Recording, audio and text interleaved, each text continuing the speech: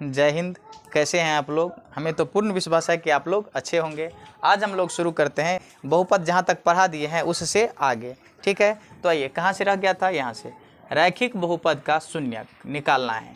तो रैखिक कहाँ से रह गया है? रैखिक बहुपद का शून्यक, द्विघात बहुपद का शून्यक निकालना, त्रिघात बहुपद का शून्यक निकालना, शून्यक निकालना रह गया था। आइए यहाँ से हम लोग शुरू करते हैं रैखिक बहुपद का शून्यक। रैखिक बहुपद का जो शून्यक होता है वह क्या होता है? तो माइनस अचर पद बट्टा x का गुणांक। ठीक है, माइनस अचर पद बटा x का गुणांक। अचर पद किसे कहते हैं? तो 1 2 3 4 5 6 वाला क्या होता है? अचर पद। अचर पद किसे कहते हैं? x y z, मतलब ABCD का जो 26 लेटर होते हैं वो होता है चर मान या चर पद कह सकते हैं। जो 1 2 3 4 होता है वो अचर होता है। तो ठीक है, तो रैखिक बहुपद का शून्यक क्या होगा? माइनस अचर पद बटा x का गुणांक। अब हम लोग देखते हैं द्विघात बहुपद का शून्यक। कौन सा बहुपद का? द्विघात बहुपद का शून्यक।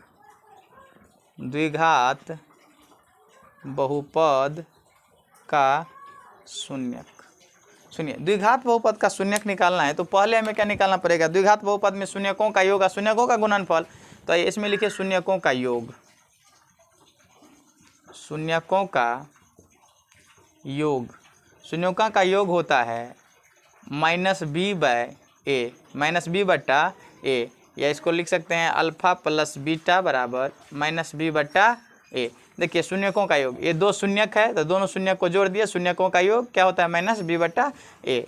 अब देखिए शून्यकों का गुणनफल निकालना है। क्या निकालना है? शून्यकों का गुणनफल। शून्यकों का गुणनफल होता है सी बाय ए, मतलब alpha into beta. Alpha beta क्या है यहाँ पर? मान लिया अल्फा बीटा क्या है? ये अल्फा बीटा क्या है? ये है आपका शून्यक। अल्फा बीटा क्या है? शून्यक। ठीक है, तो शून्यकों का गुणनफल, तो शून्यकों का गुणनफल क्या होता है? सी बट्टा ए। ठीक है, सुनिएगा ध्यान से। अगर द्विघात बहुपद का शून्यक अल्फा बीटा हो तो मान के चलिए कि अगर द्विघात बहुपद का शून्यक अल्फा बीटा दिया है तो ये कहेगा कि हमें बहुपद ज्ञात कीजिए। क्या निकालिए? बहुपद। तो बहुपद निकालना है यानी px निकालने के लिए कह देगा बहुपद निकालिए। तो क्या निकालेंगे? इसका सूत्र है a into x square minus alpha plus beta into x plus alpha into beta. ठीक है, इस पर हम क्या करेंगे? अगर शून्यकों का शून्यक 2 दिया हुआ है, अगर 2 शून्यक दिया गया है, अगर 2 शून्यक दिया गया है तो हम इस फॉर्मूला पर क्या कर सकते हैं? हम बहुपद को निकाल सकते हैं। तो सबसे पहले आप देखें ना, अल्फ़ा प्लस बीटा, तो अल्फ़ा प्लस बीटा निकाल लीजिएगा, अल्फ़ा इंटू बीटा निकाल लीजिएगा, ये दोनों मान इसमें बैठा दीजिएगा, तो जिससे हमें क्या निकल जाएगा? द्विघात बहुपद निकल जाएगा। ठीक है, अब हम लोग देखते हैं त्रिघाती बहुपद। कौन सा बहुपद? त्रिघाती बहुपद। त्रिघाती बहुपद में कितने शून्यक होंगे? तो 3। रैखिक बहुपद में 1 शून्यक होता है, द्विघात बहुपद में 2 शून्यक होता है और त्रिघात बहुपद में 3 शून्यक होता है। ठीक है, तो आइए इसमें भी पहले हम क्या निकाल लेते हैं? शून्यकों का योग। क्या निकाल लेते हैं? शून्यकों का योग। तो त्रिघात बहुपद में 3 शून्यक होगा, तो मान लेते हैं शून्यक क्या सब है? अल्फ़ा बीटा और गामा। ठीक है, अल्फ़ा बीटा और गामा, यह क्या है? त्रिघात बहुपद का शून्यक है। यह क्या है? शून्यक है। ठीक है, तो त्रिघाती बहुपद का अब हम लोग आगे बढ़ते हैं।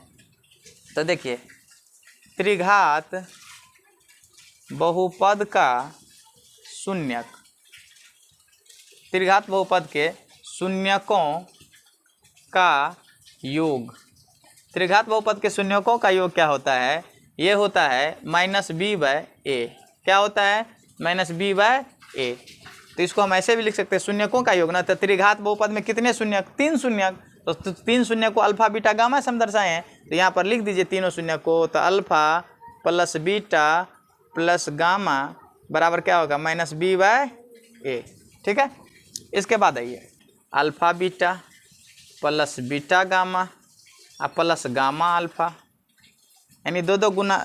देखिए 2 शून्य को गुना करे हैं, 2 शून्य को गुना करे हैं, 2 शून्य को गुना करके आप सबको क्या किए हैं? हम जोड़ दिए हैं। तो इसका जो फार्मूला बनता है वह होता है सी बाय ए। ठीक है। दो दो शून्यकों को गुना करने पर जो योगफल होता है होगा C/A। इसके बाद देखिए, अगर हम शून्यकों का गुणनफल निकालें यानी alpha into beta into gamma, तो ये होता है -D/A, ठीक है। यह होता है -D/A। आगे लिखते हैं, अगर मान लेते हैं अगर त्रिघात बहुपद का शून्यक अल्फ़ा बीटा गामा हो, तो अगर त्रिघात बहुपद का 3 शून्यक दिया है, अगर त्रिघात बहुपद का 3 शून्यक दिया है तो हमें क्या निकालना है? हमें निकालना है क्या चीज़ जानते हैं?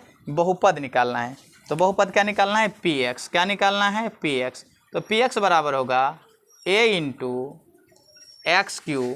क्यों होगा एक्स क्यू? पहले समझिए, त्रिघात बहुपद का जो व्यापक रूप होता है वह होता है ax³ plus bx² plus cx plus d, ठीक है। यह क्या होता है? व्यापक रूप। किसका व्यापक रूप? तो त्रिघात बहुपद का। किसका व्यापक रूप? त्रिघात बहुपद का, ठीक है। चलिए, तो इसका देखिए, a इंटू एक्स³ minus alpha plus beta plus gamma into Q दिए हैं तो x² दीजिए, ठीक है। प्लस दो दो करके जो शून्यकों का गुणन, दो दो शून्यकों को गुणनफल का योग जो आया है, दो दो शून्यकों का गुना करने के बाद जो योग आया है वो लिखिए। मतलब alpha beta plus beta gamma plus gamma alpha into क्या होगा? x² के बाद x, मतलब घटते क्रम में पावर क्या हो रहा है? हम घटते क्रम में दे रहे हैं, ठीक है। और माइनस तीनों का गुणनफल क्या है? Alpha into beta into gamma, ठीक है। त्रिघाती बहुपद का शून्यक अल्फ़ा बीटा गामा हो तो त्रिघात बहुपद हमें निकालना है, तो हम इस सूत्र पर निकाल सकते हैं। त्रिघात बहुपद हम इस सूत्र पे निकाल सकते हैं, ठीक है। आप क्या कीजिए, इसका एक पैरा सा स्क्रीनशॉट ले लीजिए। चलिए, ले लिए होंगे, ठीक है। अब हम समझाते हैं इसे आगे। बस एक चीज़ और याद रखिए, रैखिक बहुपद का कितने शून्यक? तो रैखिक बहुपद का 1 शून्यक होता है, द्विघात बहुपद का 2 शून्यक और त्रिघात बहुपद का 3 शून्यक होता है, ठीक है। रैखिक बहुपद का 1 शून्यक, द्विघात बहुपद का 2 शून्यक और त्रिघात बहुपद का 3 शून्यक होता है। बस आपका ये बहुपद का थ्योरी खत्म हुआ। आगे के क्लास में हम लोग इसका सवाल बनाएंगे, ठीक है। एकदम शेड्यूल से सवाल चलेगा, ठीक है। तब तक के लिए जय हिंद, जय भारत।